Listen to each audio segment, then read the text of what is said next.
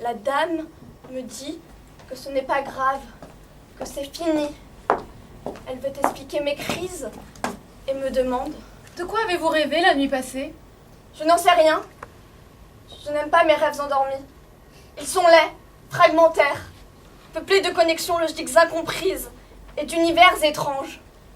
Éveillée, je peux moduler à souhait, combler les oublis du réel, tout ce qui n'est pas, ou bien inventer une nouvelle nécessité. Je ne dors jamais longtemps de toute façon. Mon sommeil est trop saccadé. Quelque chose ne va pas avec cette forme de rêve. J'y suis trop passive, il y manque trop de matière. Oui, je suis coulée dans du béton. C'est sûr à présent. Je n'aime pas ce monde-ci non plus. Vous feriez donc la distinction entre les deux? Non, pas si clairement. Dans l'un comme dans l'autre, je me sens aveugle, ou plutôt le nez au mur. Je dois toujours penser à faire un effort pour prendre du recul. C'est épuisant. Bien, je pense que nous allons rester là pour aujourd'hui. Si je me réfère à votre dossier, vous seriez autorisé à sortir 1h30 absolument seul. Auriez-vous préparé votre itinéraire comme je vous l'avais demandé la dernière fois? D'Enfer Rochereau. Oui, pourriez-vous être plus précise? Je sors à droite, je prends le quai B et je descends à d'Enfer Rochereau. Et ensuite? Je change de quai et je rentre. Vous en auriez pour une demi-heure. Vous pourriez passer 1 heure dans le quartier de d'Enfer. Non, pas 1 heure en enfer, juste l'aller-retour, pas 1 heure. Mais des allers-retours, vous saviez déjà en faire. Vous en aviez fait plusieurs sans aucun problème. Ils ne sont pas prêts. Qui cela? Qui ne serait pas prêt? Les gens. Qu'est-ce qui va se passer s'ils me reconnaissent? Qui vous reconnaîtrait?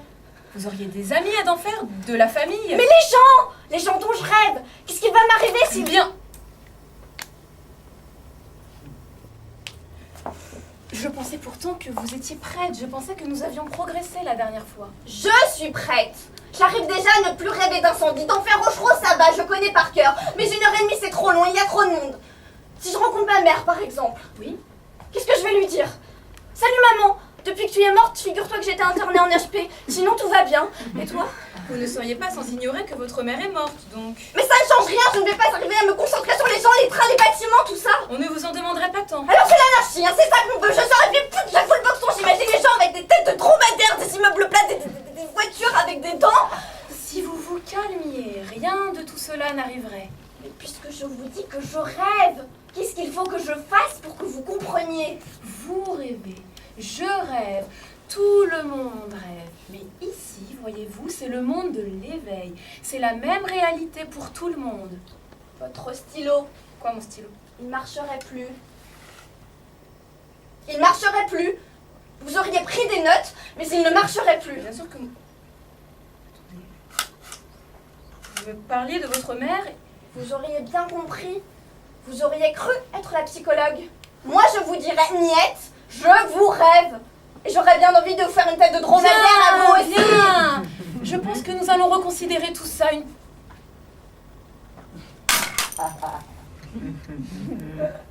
Muette. J'en aurais assez de discuter. Vous feriez pingouin, tiens. Plus vite. Mieux que ça. Et vous vous estimeriez heureuse que je ne rêvasse plus d'incendie.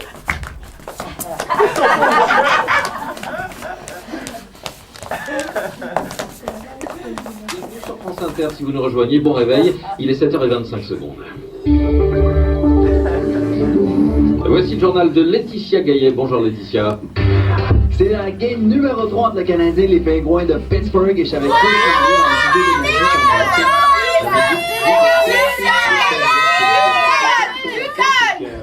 Et on a flushé les... Ça fait l'épopée en retard.